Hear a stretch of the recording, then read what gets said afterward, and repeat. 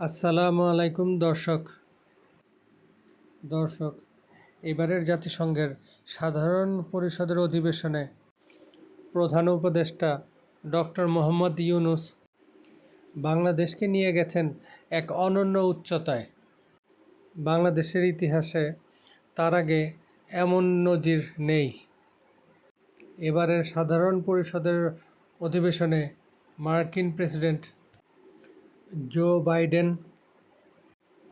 কানাডার প্রধানমন্ত্রী Justin Trudeau, ইটালির প্রধানমন্ত্রী জর্জিয়া মেলোনি, পাকিস্তানের প্রধানমন্ত্রী শাহবাজ শরীফ, সাবেক মার্কিন প্রেসিডেন্ট বিল ক্লিন্টনের সাথে বৈঠক করেছেন।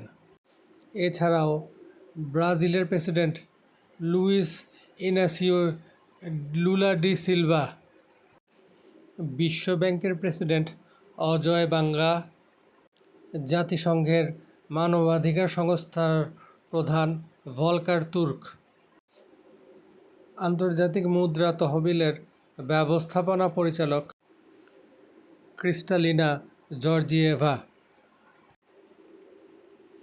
রোহিঙ্গা সংকট নিয়ে জাতিসংঘের উচ্চ পর্যায়ের কর্মকর্তা,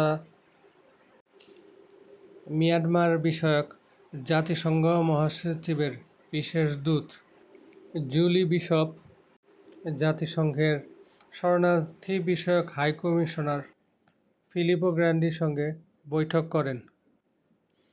রোহিঙ্গা ইস্যু নিয়ে আন্তর্জাতিক কনফারেন্স করতে জাতিসংঘের মহাসচিবকে প্রস্তাব দিয়েছেন ডক্টর মোহাম্মদ ইউনূস।